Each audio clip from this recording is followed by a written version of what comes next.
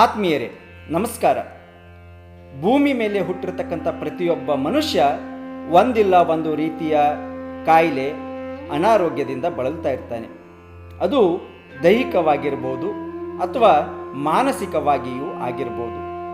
ಹಾಗಾದರೆ ಈ ಕಾಯಿಲೆ ಅನಾರೋಗ್ಯ ಅಥವಾ ವ್ಯಾಧಿ ಅಂದರೆ ಏನು ಮತ್ತು ಅದರಲ್ಲಿ ವಿಧಗಳು ಏನಾದರೂ ಇವೆಯಾ ಅನ್ನೋದನ್ನು ನೋಡೋಣ ಬನ್ನಿ. ನಾವೆಲ್ಲ ಸಾಮಾನ್ಯವಾಗಿ ಕಾಯಿಲೆಗಳಿಂದ ಬಳಲ್ತಾ ಇರ್ತೀವಿ. ಆದರೆ ಆ ಕಾಯಿಲೆ ಅಥವಾ ಅನಾರೋಗ್ಯ ಅಂದರೆ ಏನು ಅನ್ನೋದು ನಮಗೆ ತಿಳಿಯೋದೇ ಇಲ್ಲ. ಅನಾರೋಗ್ಯ ಅಥವಾ ವ್ಯಾಧಿ ಅಂದರೆ ನಮ್ಮ ದೇಹ ಮತ್ತು ಮನಸ್ಸಿನ ಹುಟ್ಟು ಮತ್ತು ಸಾವಿನ ನಡುವೆ ನಡೆಯುವ ನಿರಂತರ ಏರಿಳಿತದ ಚಕ್ರವಾಗಿದೆ ಅಂತ ಹೇಳಲಾಗಿದೆ. ಅಂದರೆ ಕಾಯಿಲೆ ಮತ್ತು ಕಾಯಿಲೆ ಇಲ್ಲದ ಸ್ಥಿತಿಯನ್ನು ಇಲ್ಲಿ ಅನಾರೋಗ್ಯ ಅಂತ ಕರೆಯಲಾಗಿದೆ.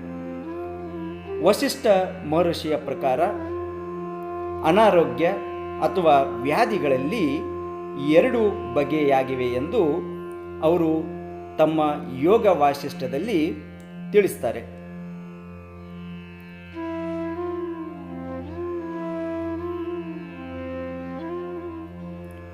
ಅನಾರೋಗ್ಯದ ಅಥವಾ ವ್ಯಾಧಿಯ ವಿಧಗಳು ಅಥವಾ ಪ್ರಕಾರಗಳು. ಒಂದನೇದು ಆದೀಜ.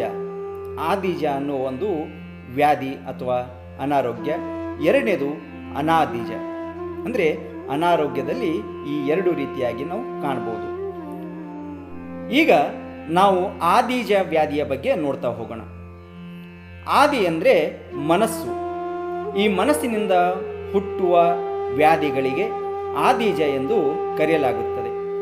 ಅಂದರೆ ಮಾನಸಿಕವಾಗಿ ಮನಸ್ಸಿನಿಂದ ಹುಟ್ಟುವ ಅನಾರೋಗ್ಯಕ್ಕೆ ಇಲ್ಲಿ ಆದೀಜ ವ್ಯಾಧಿ ಅಂತ ಕರೆಯಲಾಗಿದೆ.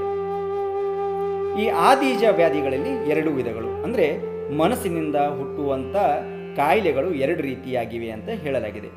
ಒಂದನೇದು ಸಾರ ಆದೀಜ, ಇನ್ನೊಂದು ಸಾಮಾನ್ಯ ಆದೀಜ. ಈ ಎರಡೂ ವಿಧಗಳು ಮನಸ್ಸಿನಿಂದ ಬರುವಂಥ ಅನಾರೋಗ್ಯಗಳು. ಈಗ ಸಾರ ಆದೀಜವನ್ನು ನೋಡ್ತಾ ಹೋಗೋಣ. ಇದು ನಮ್ಮ ಅಜ್ಞಾನದಿಂದ ಹುಟ್ಟುವಂಥದ್ದು. ಇದು ಒಂದು ಮಾನಸಿಕ ಕಾಯಿಲೆಯಾಗಿದೆ. ಇದಕ್ಕೆ ಜ್ಞಾನವೇ ಪರಿಹಾರ. ಅಂದರೆ ನಮ್ಮ ಅಜ್ಞಾನದಿಂದ, ತಿಳುವಳಿಕೆ ಇಲ್ಲದೆ ಇರುವುದರಿಂದ ಹುಟ್ಟಿರತಕ್ಕಂಥ ಒಂದು ಅನಾರೋಗ್ಯವನ್ನು ಸಾರ ಆದೀಜ ಅಂತ ಇಲ್ಲಿ ಕರೆಯಲಾಗಿದೆ. ಎರಡನೇದು ಸಾಮಾನ್ಯ ಆದೀಜ, ಅಂದರೆ ಮಾನಸಿಕವಾಗಿ ಹುಟ್ಟುವಂಥ ಎರಡನೇ ಕಾಯಿಲೆಯಲ್ಲಿ ಇದು ಎರಡನೇದು. ಇದು ಮನಸ್ಸಿನ ಅಸಮತೋಲನದಿಂದ ದೇಹಕ್ಕೆ ಬರುವಂಥ ಮನೋದೈಹಿಕ ಕಾಯಿಲೆ. ಅಂದರೆ ಮನಸ್ಸನ್ನು ಚಂಚಲತೆಯಾಗಿರ್ಬೋದು ಅಥವಾ ಅದರ ಏರಿಳಿತದಿಂದ ಬರುವಂಥ ಕಾಯಿಲೆಗಳಿಗೆ ಇಲ್ಲಿ ಸಾಮಾನ್ಯ ಆದೀಜ ಅಂತ ಕರೆಯಲಾಗಿದೆ.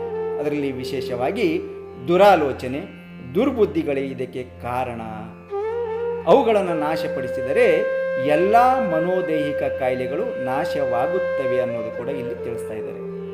ಅಂದರೆ ನಮಗೆ ದುರಾಲೋಚನೆ ಮತ್ತು ದುರ್ಬುದ್ಧಿಗಳು ಇರಬಾರ್ದು. ಇದು ನಮ್ಮ ಅನಾರೋಗ್ಯಕ್ಕೆ ಕಾರಣ ಆಗುತ್ತೆ. ಯಾವುದು? ಮಾನಸಿಕ ಆರೋಗ್ಯಕ್ಕೆ ಕಾರಣ ಆಗುತ್ತೆ ಅನ್ನೋದನ್ನು ಇಲ್ಲಿ ತಿಳಿಸ್ತಾ ಇದ್ದಾರೆ.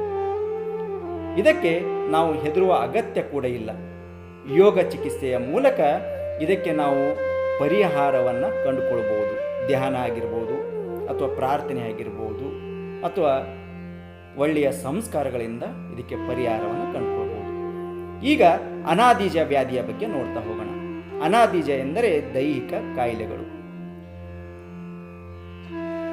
ಇವು ನಾವು ವಾಸಿಸುವಂಥ ವಾತಾವರಣದಿಂದ ಹಾಗೂ ದೋಷಯುಕ್ತ ಆಹಾರ ಸೇವನೆಯಿಂದ ಅಥವಾ ಅಪಘಾತಗಳಿಂದ ಉಂಟಾಗುವ ದೈಹಿಕ ವ್ಯತ್ಯಾಸಗಳು ಅಂತ ಕರೆಯಲಾಗಿದೆ. ಅಂದರೆ ದೇಹದ ಮೇಲೆ ವಾತಾವರಣದಿಂದ, ಸೇವಿಸುವ ಕೆಟ್ಟ ಆಹಾರದಿಂದ ಉಂಟಾಗುವ ಅನಾರೋಗ್ಯದ ವಿಧಗಳು. ಇವುಗಳನ್ನು ಔಷಧಿಗಳಿಂದ ಗುಣಪಡಿಸಬಹುದು. ಮಾನಸಿಕ ಆಗೋದರಿಂದ ಮಾನಸಿಕ ಬೇರೆ, ಇದು ದೈಹಿಕ ಆಗಿದ್ದರಿಂದ ಇದು ಔಷಧಿಗಳಿಂದ ಗುಣಪಡಿಸಬಹುದು ಅಂತೇಳಿ ಹೇಳಲಾಗಿದೆ. ಈ ವಿಡಿಯೋ ಇಷ್ಟ ಆದರೆ ದಯಮಾಡಿ ಲೈಕ್ ಮಾಡಿ, ಸಬ್ಸ್ಕ್ರೈಬ್ ಮಾಡಿ. ಮತ್ತೆ ಮುಂದಿನ ವಿಡಿಯೋದಲ್ಲಿ ಸಿಗೋಣ. ನಮಸ್ಕಾರ.